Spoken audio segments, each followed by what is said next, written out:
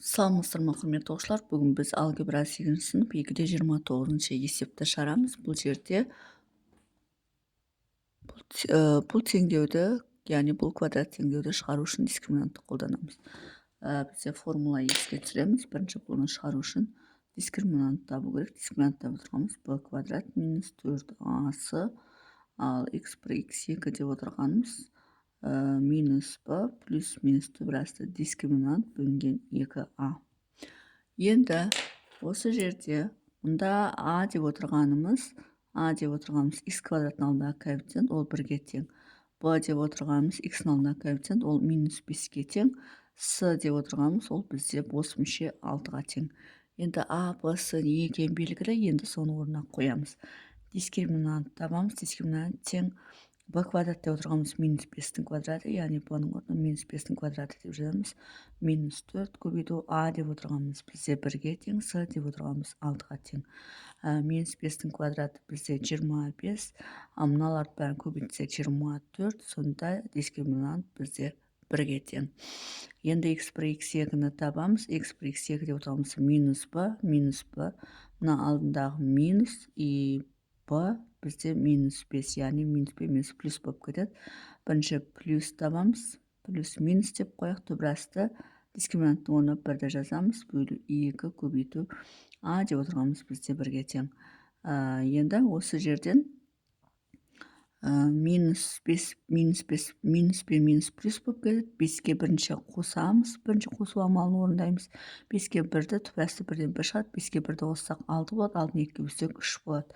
Мына минус 5 минус плюс болып кетеді, плюс 5. Енді мына жердегі минус 5-тен аламыз 1-ді, 4 болады, 4-ді 2-ге бөлсек 2 болады. Сонда бізде x1 x2-міз 3 және 2 деген сөз. Сонда есептің жауабы x1-міз 3-ке тең, x2-міз 2-ге тең. Немесе мынаны жеке-жеке алып жазуға болады. Яғни бірінші x1 тең, мына минус 5 минус плюс болып кетеді. 5 қосу 1 бөлінген 2 тең, 6-ны 2-ге бөлсек 3 болады. x2 тең 5 азайту 1 бөлінген 2 тең 2 деп, міне осылай жеке-жеке жазсақ та болады. Егер мына жерден шатасып кетем дейтін болсаңдар, міне осылай жеке-жеке алып жазуға болады. Бұл бізде бірінші есептің шығарылуы. Енді екіншісін бірден шығарып кете беремін.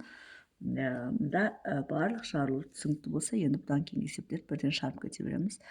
Екіншісі бізде x квадрат минус 5x плюс 4 тең 0. Дискриминант тең b квадрат болады, яғни минус 5-тің квадраты, минус 4 көбейту a бізде 1-ге тең, s бізде 4-ге тең. Минус 5-тің квадраты бізде 25, мына 2 16, 25-тен 16-ны алсақ бізде 9 болады. Ол бізде 3-тің квадраты деп жазып қоя салайық. Енді x1 x2-ні табамыз. Ол бізде минуспен формулада минус плюс болып кетеді. 5 плюс минус бізде түбірасты 3 деп отыр. Түбірасты болып жатқанымыз 3-тің квадраты, демек 3-тің өзін жаза саламыз, бөлінген 2. Өйткені мына жерде 1-ге тең, сонда 2. Енді екеуін шығарамыз. 5-ке 3-ті қосамыз 8 болады, 8-ді 2-ге бөлсек 4 болады. 5-тен 3-ті аламыз 2 болады, 2-ні 2-ге бөлсек 1 болады. Сонда бізде 2 жауап болады, 4 және 1-ге тең. Міне осылай тез шығарып кете беремін. Егер түсініксіз болып қалса, міне мына формулаға қайтадан қарап, осы жерде шығар жолын көріп алсаңдар болады. Енді үшіншісін шығарамыз. Үшіншісі 2x квадрат плюс x минус 3 тең 0. Дискриминант табамыз. 1-дің квадраты минус 4 көбейту a деп отырғанымыз 2-ге тең, s деп отырғанымыз минус 3-ге тең. 1-дің квадраты бізде 1-ге тең, мына минус пен минус плюс болып кетеді. 4-ді 2-ге бөлсек 8, 3-ге бөлсек 24. 24-ге 1-ді қоссақ 25, ол бізде 5-тің квадраты деп жазып қойсақ болады. Сонда x1 x2-міз, енді мынау b деп отырғанымыз плюс 1, онда алдында минус 1 болады. Плюс минус бізде 5 болады, түбірасты 25-тен 5 шығады. 2-ні 2-ге көбейтеміз, a-ға көбейтеміз, сонда 4 болады. Сонда есептің жауабы минус 1-ге 5-ті қосамыз, 5-тен 1-ді аламыз 4 болады, 4-ге бөлсек 1 болады. Минус 1-ге минус 5-ті қоссақ минус 6, минус 6-ны 4-ге бөлсек минус 6 бөлінген 4 болады. Ол қысқарып бізде 2-ге 3 бөлінген 2 болады. Немесе минус 1,5 деп жаза салсақ болады. Енді төртіншісін шығарамыз. Төртіншісі бізде 3x квадрат минус 2x минус 1 тең 0. Дискриминант табамыз. Минус 2-нің квадраты минус 4 көбейту 3 көбейту минус 1. Минус 2-нің квадраты бізде 4-ті береді. Мына минус 1 минус көбейтіліп плюс болады. 4 3-ке бөлсек 12 болады. 12-ні 4-ке қоссақ 16 болады. Ол бізде 4-тің квадраты. x1 x2-ні табамыз. x1 x2-міз бізде минус пен минус пен формулада минус плюс болып кетеді. 2 плюс минус бізде 4 болады. Яғни түбірасты 16-тан 4 шығады. 2-ні 3-ке көбейтеміз 6 болады. Енді 2-ге 4 қоссақ 6, 6-ны 6-ға бөлсек 1 болады. 2-ден 4 тастасақ минус 2, минус 2 бөлінген 6 болады. Немесе минус 1 бөлінген 3 болады. Бұл бізде 4-ші есебінің шығарылуы. Енді 5-шісін шығарамыз. 5-шісі бізде 3x квадрат минус 13x плюс 14 тең 0. Енді бұл жерде дискриминант табамыз. 13-тің квадраты бізде 169, минус 4-ті көбейтеміз 3-ке, көбейтеміз 14-ке. 169 азайту, енді 12-ні 14-ке көбейтеміз. Сол кезде бізде 168 шығады. 168 шығады, ол бізде 60 тастасақ 1 болады. 169-дан 168 алсақ 1 болады.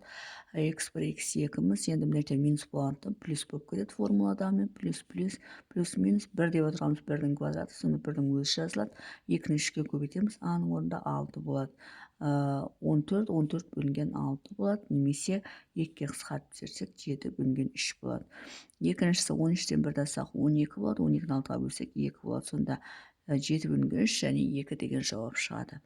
6-шы 5x квадрат минус 9x минус 2 тең 0.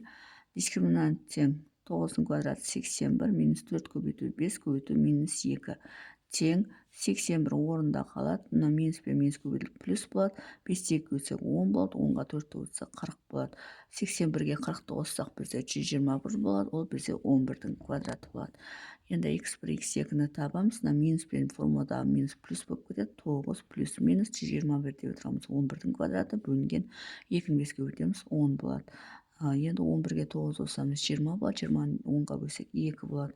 11-ден 9 қоссақ минус 2 болады. Минус 2 бөлінген 10 болады. Немесе минус 1 бөлінген 5 болады. 2-ге қысқартып жіберсек. 7-ші y квадрат минус y минус 20 тең 0.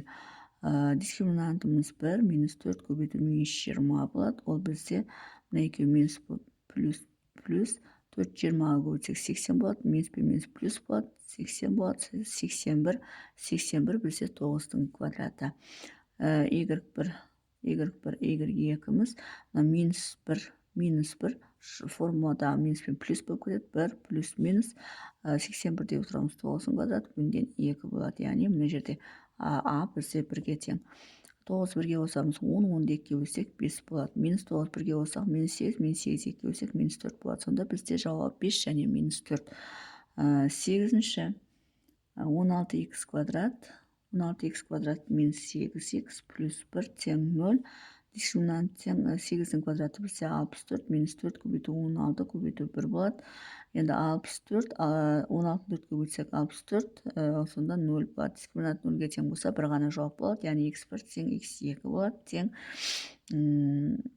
минус 8, яғни плюс 8 болады. Плюс минус, яғни дискриминанттың орнында 0 ғой, бөлінген 2-ні 16-ға өтеміз 32 болады. Сонда 8 бөлінген 32 шығады. Ол жерден 1 бөлінген 4 болады. Сонда есептің жауабы 1 бөлінген 4. Яғни x1-де x2-де 1 бөлінген 4 болады. Так, сонымен есептің шығар жолы осындай. Егер есептің шығар жолы түсінікті болса, лайк басып, комментарий жазып, каналыма тіркеліп кетсеңіздер болады.